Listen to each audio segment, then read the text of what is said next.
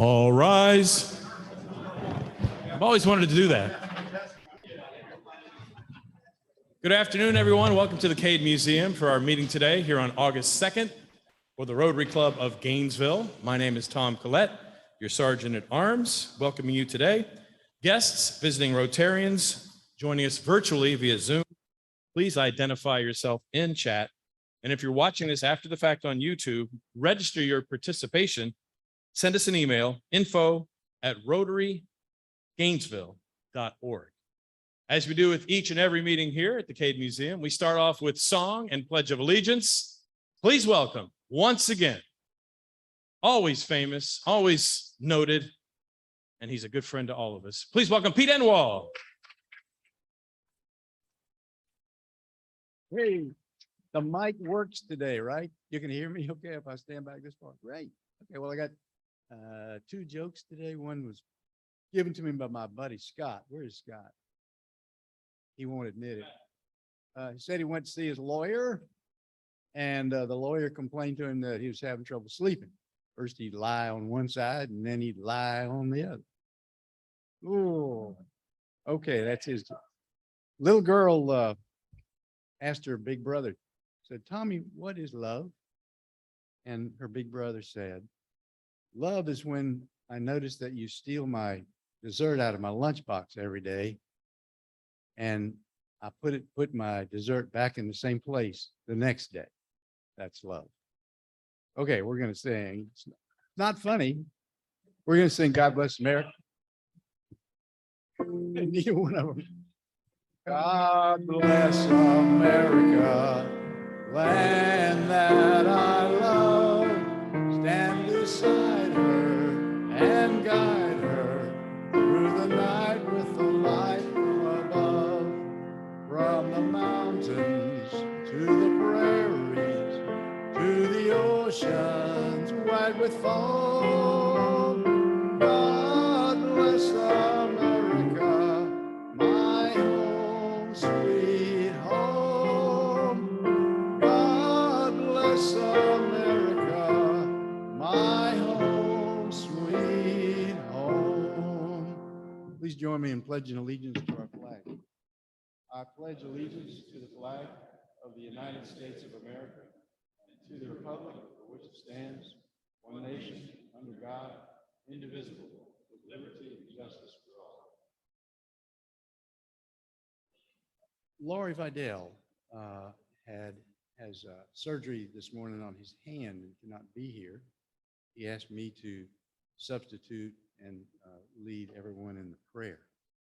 So first off, pray for Laurie and hope that he gets well quickly, and pray for our club for having me saying the prayer. So would you bow your heads and pray with me? Dear Lord, we come before you today with gratitude in our hearts for the blessings you have bestowed on us and our organization. We ask that you bless this food for the nourishment of our bodies, and this fellowship and time together for the nourishment of our souls. We acknowledge to you that service to others gives meaning and purpose to our lives, and we ask that you grant us strength and courage to love and serve you with the joy that comes only from serving you and serving others. For the glory of your name, we pray. Amen.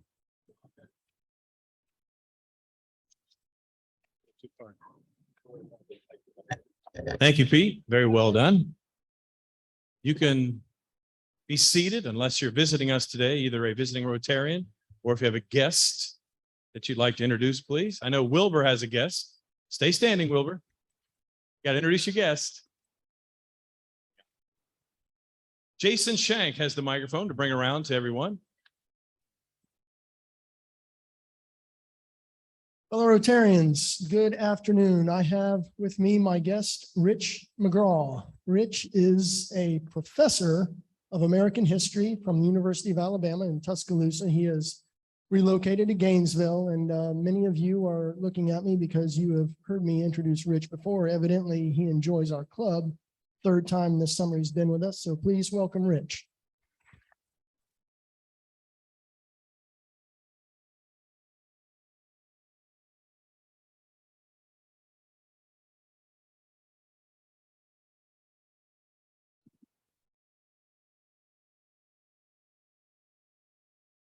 All righty then. Thank you very much. Next, we have birthdays here in August. If you hear your name called, bring your $1 or more to Greg Young, who is seated at table number 1. Here are our Rotarian birthdays for the month of August. Patrice Boyes, Carolyn Freeman, William Zagel, Champ Lozano, Doug Thompson, John Gregory. Was that you, John, or one of your fan club? Randy Caton, Tammy Prince, Jason Shank, Stephanie Bales, and John Haswell. Do I look like Greg Young? I'm much more handsome. Greg's over there. I don't take the money. Helen will take it if you don't want to take it to Greg. And to officially serenade them, let's welcome back to the podium, Pete Enwall. Pete. Accompanied by Gordon, of course, in the back. Let's give Gordon a hand. Okay, I'm like a bad penny. We're going to sing Happy Birthday with gusto. Ready? Happy birthday to you. Happy birthday to you. Happy birthday, fellow Rotarians. Happy birthday to you. And many more.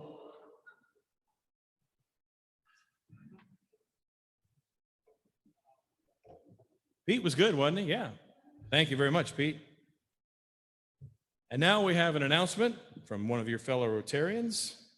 You can see the undies up on the staircase. So welcome to the stage. Tell you more about that and where we are. Helen Gilstrom.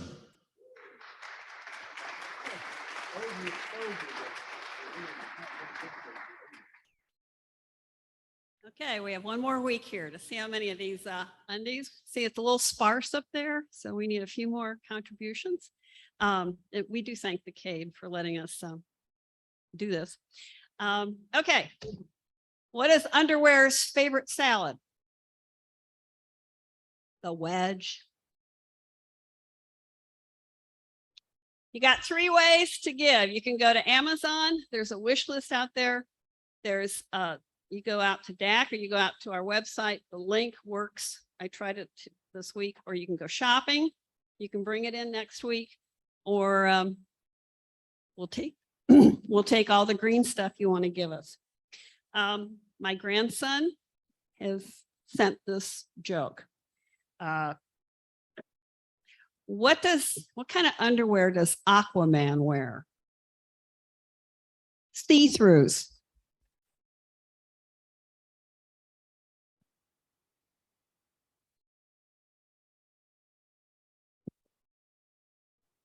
I think we've passed our joke limit for the month just today. Thank you very much, Helen. And now it's time to really get this meeting in high gear. Please welcome to the podium a man who left his identification badge up here. Your president, Greg Young, everybody.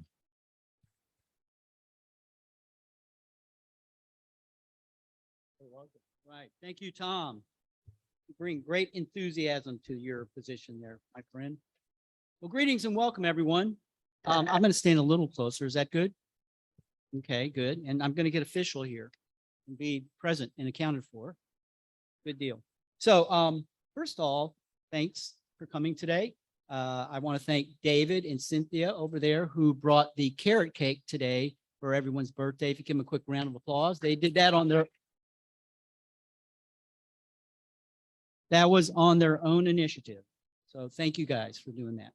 Also, I'm so glad to see some faces in the room that I haven't seen in a while. And I don't want to start calling out because I'll be remiss in missing someone, but I see Dan and I see Colin and who else? Bob Franks. Who else is in the room that hasn't been in a while? John Gregory. Who else? Amber Miller. Hey, Amber. By the way, I want to thank Amber so much. She took over the duties for the bulletin that you received in the mail. That's not an easy job. It's every week, so you have to be on it, and she is. So thank you, Amber. And also, I don't know, I didn't see Joe Coffin. He's probably here somewhere. There he is. Joe Coffin, I want you to know, is our program chair. And I think he's doing an outstanding job this year. We work closely together, and he's bringing some good people. So I would like to give Joe a round of applause as well.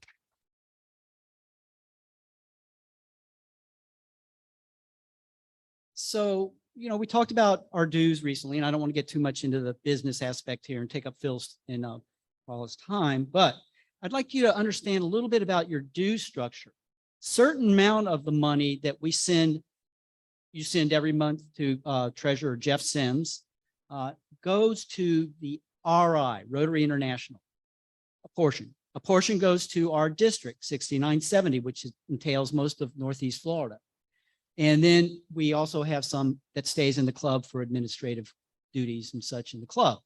So in order to get money back from the district and RI, it takes grant writing. And actually, Colin Burrows and I had a nice conversation last night about we need to be thinking about what district or global grants do we want to take on to affect our community locally and to affect the world. So as you know, Sustainable Cambodia has been a recipient of a global grant years ago. I think they're working with another club right now that's going to apply for a global grant through their club because you've partnered with many clubs around the world. And that's a great partnership. You've really built a great organization. And I also want to call out Colin, who some of you have been in the club for a while know that he started a initiative to help eradicate rabies in an area of high rabies rate in India. It's Goya, I think it was. And that was Colin and the grants committee. So anybody that sees a need and wants to put in some work on that, we global and district grants. So we can get some of that money back. So please keep that in mind. Let's see where we are here. I think I talked about that. The Rotary Leadership Institute is this Saturday. I tried to get in touch with Mickey Ulmer to find out if registration's closed. I didn't see anything on the paperwork, but if you come to me and you're still interested, I'll find out, I'll get an answer for you. So a number of us are already planning on going over. We're going to carpool over to Palm Coast this Saturday. That event goes from 8 to 3:30, so you get home at a decent time. Today, I'm looking forward to learning more about a local organization that I remember when I was in college was here, but I think your role has expanded and it become much more encompassing in how you serve the community. So I think that's it for my remarks. And so at this time, I'd like to bring up Parker Lawrence to introduce our speakers.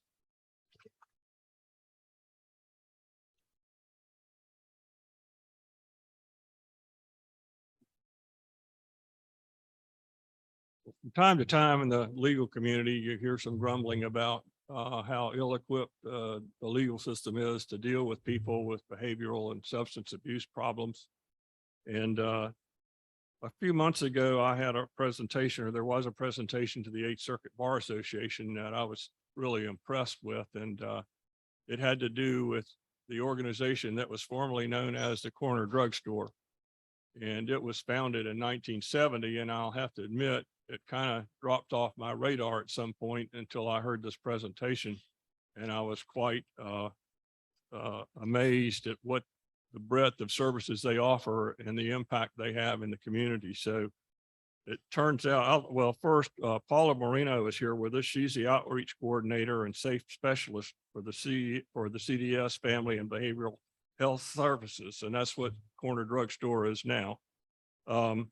She has a bachelor's degree in Asian Studies and International Affairs and a minor in Urban Regional Development from Florida State. And she has certifications for human trafficking prevention and intervention and emergency management and homeland security. She's previously worked in the finance industry and for 10 years has worked, volunteered, and interned with various nonprofit organizations and government entities. And she's currently pursuing a master's degree in social work.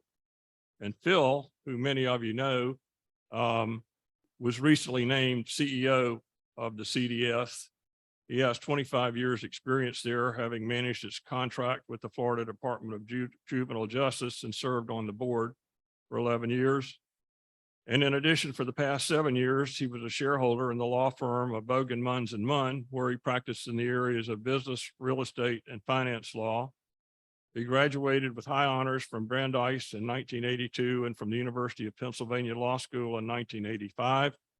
He's an adjunct professor at both colleges of law and business at UF. He's also a member of the following, of course, the 8th Circuit Bar Association, where he's the outgoing president, the North Florida Area Real Estate Attorneys, where he was served as president, the Gainesville-Alachua County Area Realtors Commercial Council, which he chaired, United Way of North Florida, Greater Gainesville Chamber of Commerce Board, and he's also, last but not least, a member of Sunrise Rotary. So I'll call on Phil to kick it off.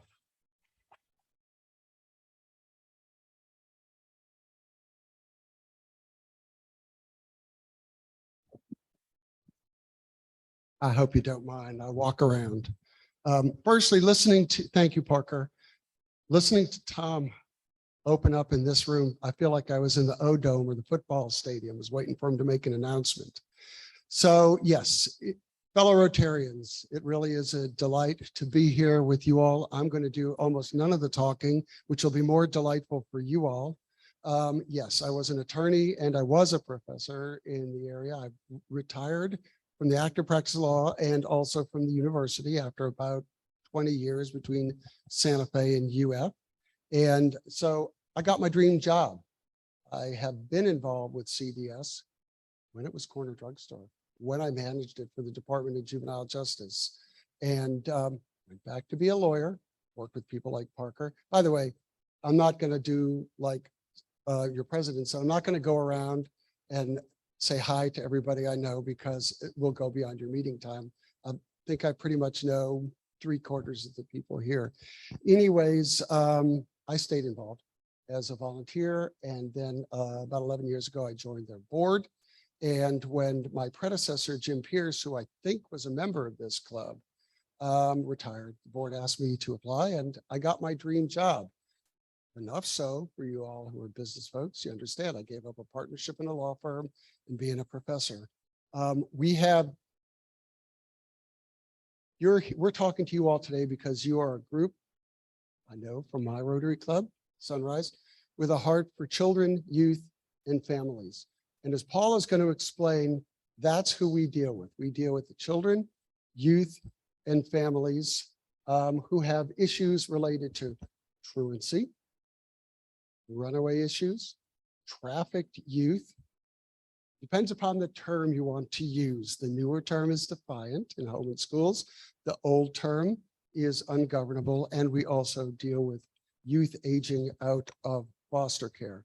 We are in 14 counties. For those of you keeping tabs, all of the 8th Judicial Circuit, all of the 3rd Judicial Circuit, and Palatka in the 7th. And by the way, you are not the first Rotary, I'm sorry to say, that I spoke at. I spoke at the Palatka Rotary. And for both of you all, I've got my, I attended a meeting card right here. I didn't bring a flag because I have a feeling we've already exchanged that flag before. But I'm going to let Paula do the bulk of the talking, tell you what we do, where we do it, how we do it. By the way, when I say we, there's 110 people in our company. We are one of the largest and oldest, 53 years now, legacy not-for-profits in the area. People do remember us by Corner Drugstore and not by our current legal name, actually since about 2007, CDS, Family and Behavioral Health Services. But what Paul is doing, she's leading a group with one of our board members, Frank Williams. We are rebranding. Keep the same name, but you're going to see us out in the public a lot more. I can tell you I started on March 1 in training, and I became CEO on July 1st. I love my job. I love every day. I love the people I work with, and I love that Paula's going to do the talking.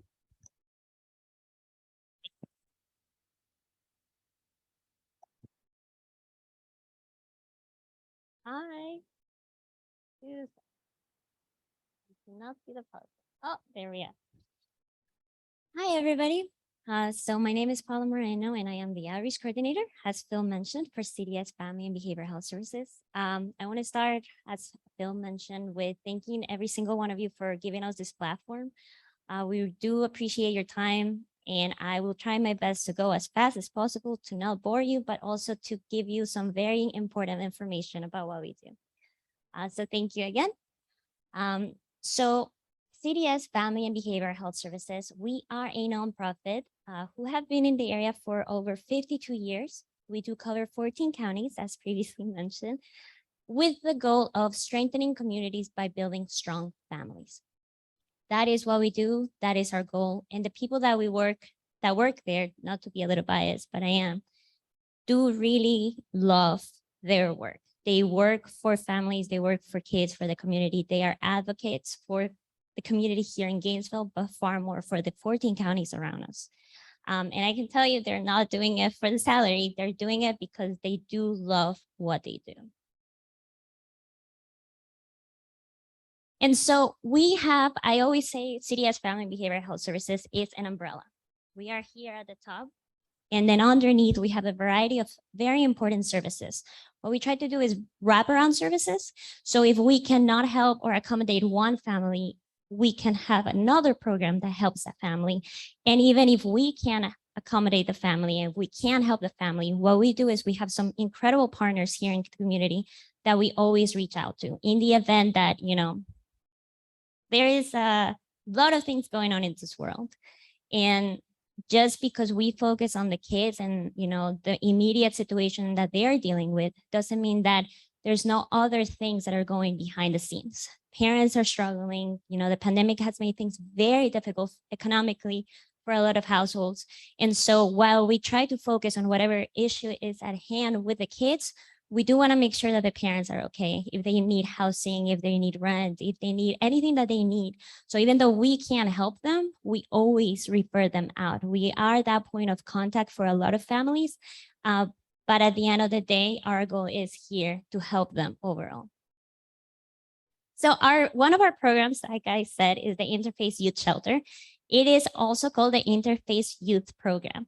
And I do want to emphasize, we don't have the best of reps in the community because people think that we are the place where you send your kids to be punished. We are not that place. We don't have bad kids. We have kids who are struggling, who are in crisis, who are at risk, and we are here to help them with a variety of things. And so our Interfaith Youth Shelter focuses on kids 10 through 17 in the community. We have 3 of those, one in Gainesville, in Palatka, and in Gainesville. And the program is roughly 3 to 5 weeks. Some of the things that they learn is social skills. They continue to assist their schools. They get the transportation that they need. Because one of the things that we do focus on is truancy.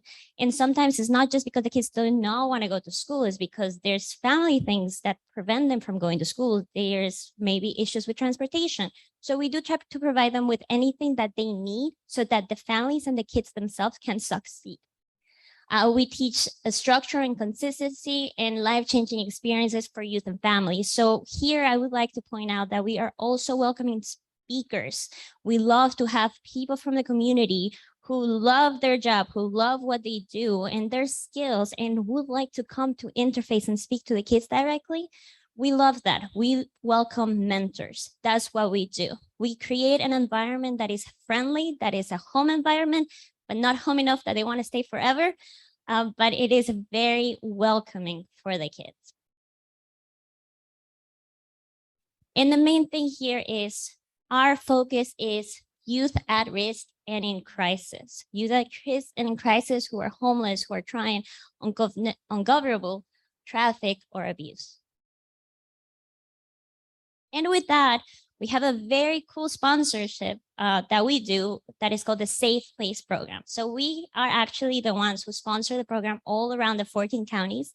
And if you guys are interested in becoming a safe place, please let me know. And I would love to get your location to become a safe place.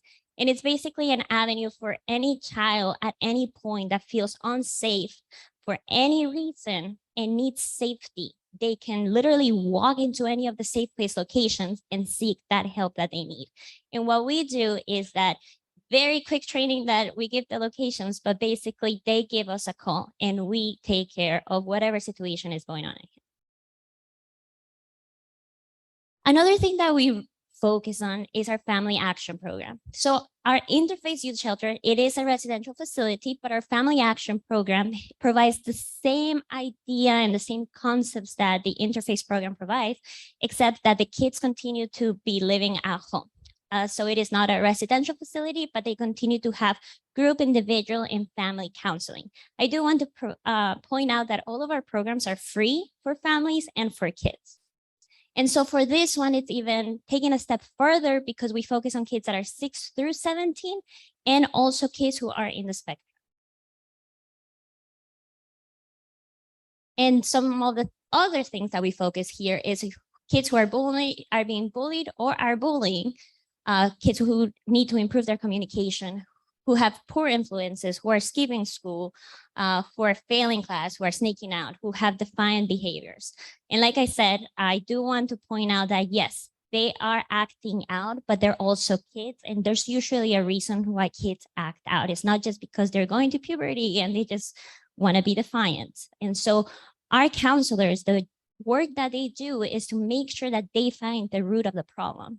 They find out what's going on at home. They find, and not only that, but they also support the families. They advocate. We will go to the schools if we need to. We will do Zooms. We will accommodate anything that we need to do on our end to make sure that we can meet families halfway. So this is a little bit more, but basically what I just mentioned. But the one thing that I do emphasize about our counseling and program is that our counselors do care. Our counselors do advocate. We do care about the kids. We care about those families, and we want to figure out what's going on to help them better. And so the cool thing about CDS Family and Behavioral Health Services that I do want to provide is that while we do a lot of things, we focus on prevention. We want to make sure that we can fix things before they get out of control. That is the goal here. Because if you can fix things early, if you can teach kids certain tools, if you can help them with certain things that maybe, you know, they don't know what's going on, they don't know how to handle situations, then later on, it's very difficult to change behavior. Another very interesting program that we have is called SNAP, and it literally stands for Stop Now and Plan. And this is an evidence-based program from Canada, and it teaches children literally to stop, think about it, and let's see what we can do about it. So instead of, I got punched, I'm gonna punch back. Okay, you got punched, let's take a moment, let's process, and let's see how better we can act about it. So our whole program is dedicated to providing tools to kids 6 through 11 on how to focus on those cognitive tools and behavioral skills. The very interesting thing about our SNAP program is that it incorporates families into the bundle. So all of our other programs, you know, we encourage family participation, but if they do not want to come, we're not going to force or stop giving the services that the kids need. With our SNAP program, we will have the parents in one room, and then we will have the kids in the other room so that they simultaneously learn the same skills so that they can later apply it at home. And we also give free pizza. And the very interesting thing about our SNAP program is that it does, you know, provide those important skills with an evidence base attached to it.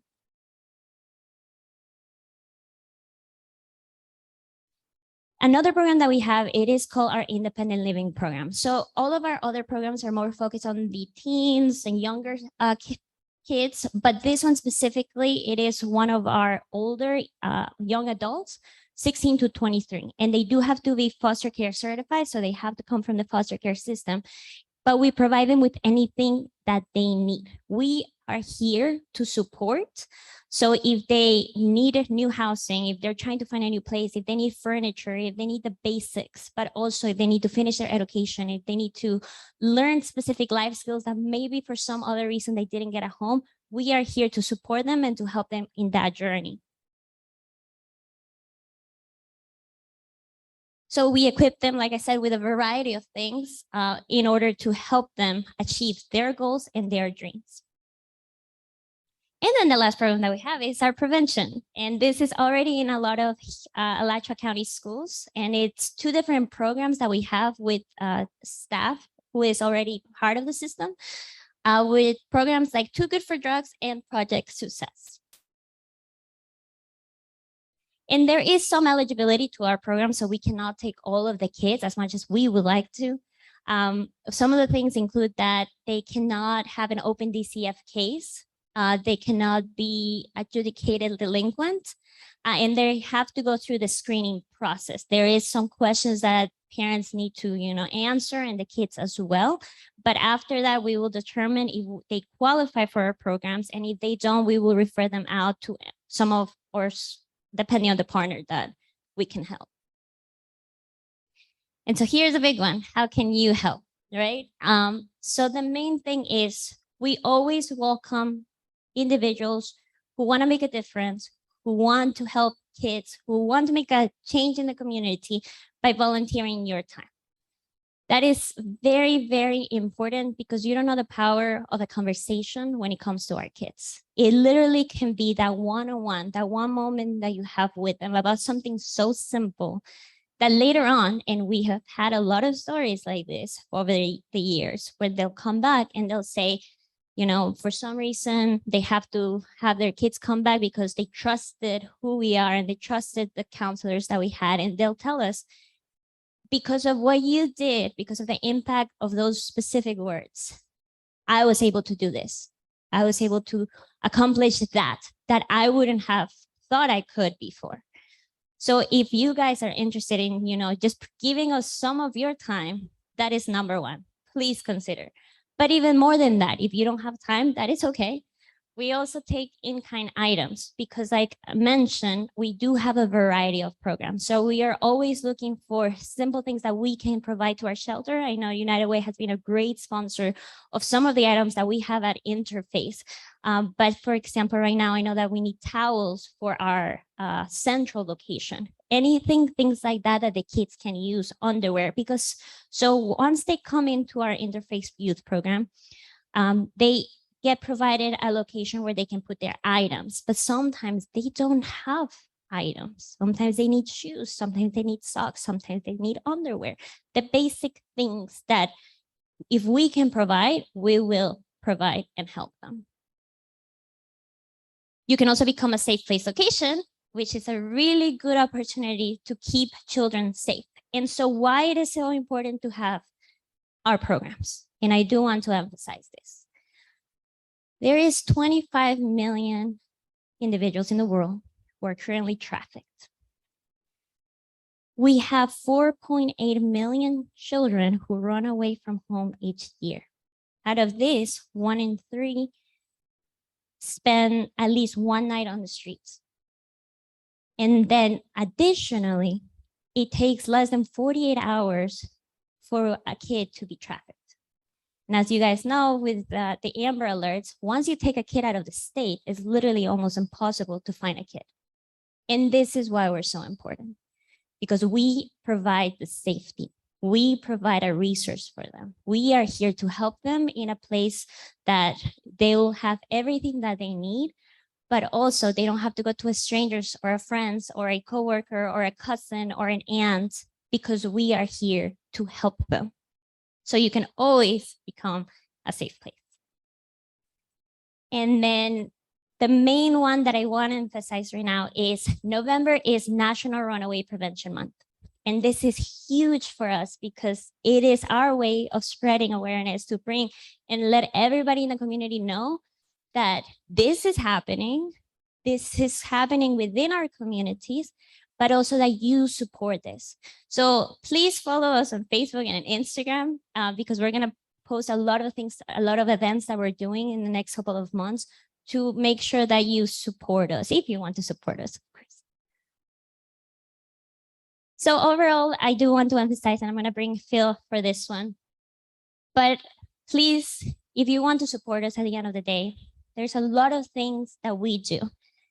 The most important thing is everything that we do is free for families and the communities. We try to make things as simple as possible for families to be able to get the help that they need, the support that they need, so that they can be stronger, so that we can have a stronger community.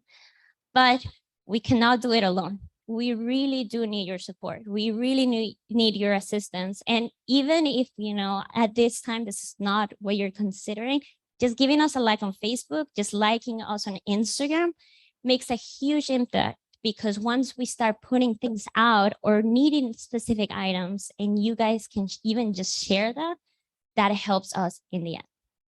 So thank you so much for your time. And I'm going to give this to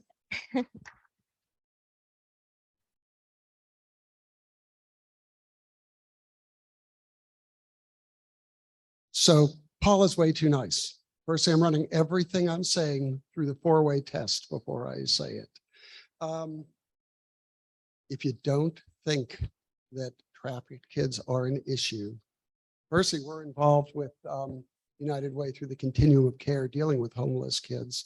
But if you don't think it, every Tuesday, there is a regional trafficked youth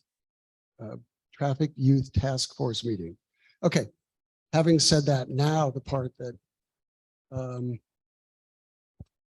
Paula was too nice about, there's some things really you all can do. I'll give the easy one first, easy way in. Who goes on trips and stays at hotels? You know all those free toiletries that they give?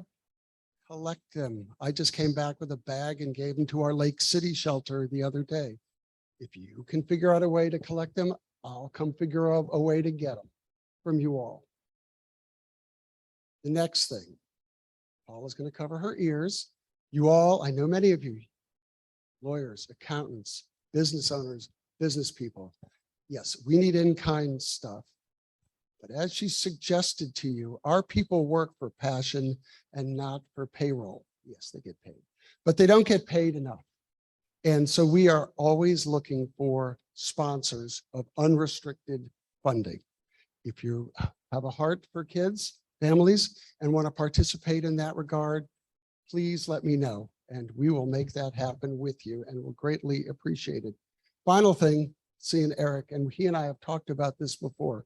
You've heard how we deal with troubled, to kind of bring it all together. Children, youth, and families. Well, let's look at the positive side. Part of the vision we're working to now, as we're rebranding, is that imagine we take kids and families who are troubled. We educate them. We get them back with a purpose in life. What are we effectively doing? Workforce development over the long run, if we're successful. So we're helping kids and families with immediate needs. Used to be in the shelters, you said 3 hots and a cot, but one of the Lake City person said, nah, it's 5 hots and a cot. Interesting. We had an open house at our shelter in Lake City, and one of the people asked the kids some questions. And by the way, I've met the kids. They're real kids. It's not just numbers on a spreadsheet. But someone said, 2 kids spoke. They said, so what do you like best about this place? They did say the counselors, that's great. They said the food, who knows what kind of regular diet they have. But the next one really rocked me on my heels. I've been a business lawyer for 36 years in various ways. They said the sleep, that they get sleep in a dorm room sort of activity. Imagine what kind of house they live in where it's so troubled that they can't get regular sleep. So going to a shelter gives them better sleep. And of course, hopefully the skills after that. So we already know that we Rotarians have a heart for service and a heart for children, youth, and families. So if you would, please participate with us in our journey as we move past 53 years and beyond. So thank you for inviting us. We're delighted to be here.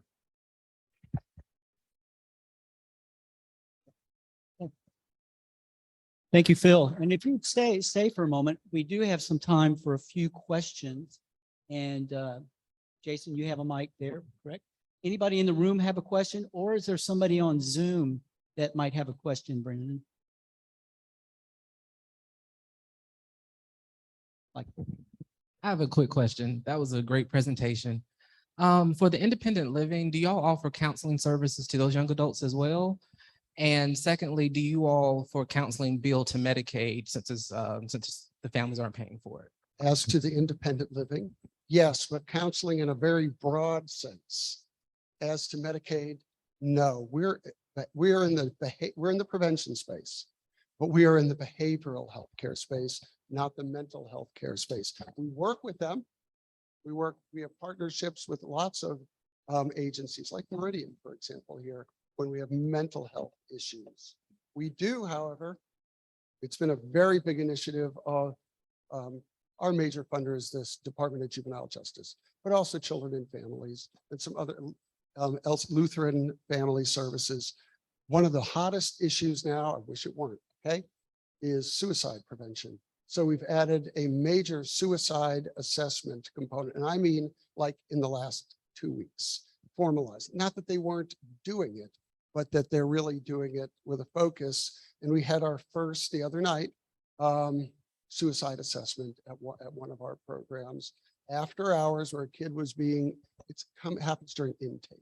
And so to answer your question, yes, counseling as to independent living all the way up to 23. And then no, everything we do right now is free. Well, not really tax dollars, but you know what I mean. Paycheck. I was curious about the Safe Place program. You talked about that.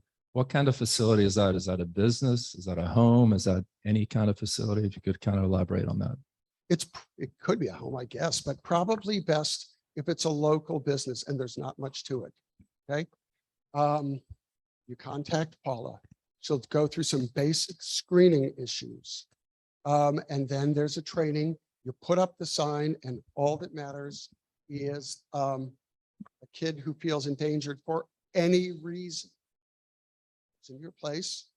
You make them comfortable. You call us. We get them, and we take it from there. I gave the same talk as Parker will tell you to the Bar Association. Law firms can do it. Banks can do it. Schools can do it. Any business can do it. The Cade Museum can do it if they really want to. They already are. Great. So if you're interested, it doesn't cost anything particularly, just a little time. You don't even really have much to interact with the kids. You just get them, make them comfortable, call Paula.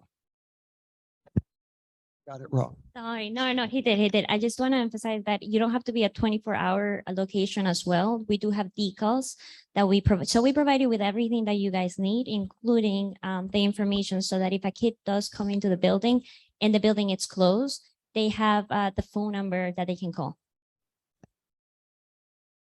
What else you got? Go for the tough ones. Back here, Bill. Yes, Dr. Paula. And Paula, thank you for a beautiful presentation. Thank you for inviting us. 2 hard questions. What are your metrics? Tell us about your successes and about the recidivism that you may have observed. Well, the metrics, actually, we've got a low recidivism rate. We've got, through our various funders, I'm not going to be able to answer specifically because I would like to have the data in front of me and I'd bore you all to tears, but let me leave it as, because we're funded by the state, because we're funded by the federal and state government, we are constantly reporting data on, we do, for example, a kid coming out of the shelter has a 30 and 60-day check afterwards to see what they're doing. There's educational checks. There's just a whole variety of metrics, and I mean dozens for each contract and each grant. And I know Amber knows this because she's involved with, we had to answer one we were late on last night to Amber's agency, but we got in on time, so we're not in trouble, right? Amber, saying in front of a room of witnesses. Okay. Anyways, all of them have got a lot of different metrics, and we have, just so you know, we have a full administrative staff with 110 employees. You better betcha, in 14 counties with 3 shelters. But we've got a data management staff who follow and track, who track that data. and we've got fiscal and financial as well. And then you got me with a pen who has to sign everything. Thank you. Well, if they want to come up after the meeting, we want to get out in time. So if you can stay and people can come and ask you some questions. First off, I would like to present you both with a little certificate. Bill, this is for you. And this is for you, Paula. You're welcome. That signifies that we are giving a donation to the Cade Museum Scholarship Fund, which helps to serve underprivileged children to be able to attend some of the programs here at the Cade. Summer, our Lake City Shelter just came here as part of its summer enrichment program a week or two ago. Awesome. Well, the Cade is a great community partner and they've been great to us. So we're big fans. So I'll make this quick. I just want to thank you both and letting me know about all these things, and our club know all these things that I was not aware of, and how you empower people. And that's the key, I think, in giving people the ability to take care of themselves. So thank you. Let's see, we did that. One thing real quickly, I want to share the new Rotary vision statement. It's relatively new. Together, we see a world where people unite and take action to create lasting change across the globe, in our communities, and in ourselves. This week, I'd like you to give some thought to who you might want to bring to Rotary so they can share in what we do, our mission and our vision. And remember that when we grow more, we can do more. So that's how we get a bigger impact, not only in our community, but in the world. So with that, I will just, one last quote here. Somewhere along the way, we must learn that there is nothing greater than to do something for others. Martin Luther King Jr. And the winning raffle ticket is 532. And with that, we are adjourned.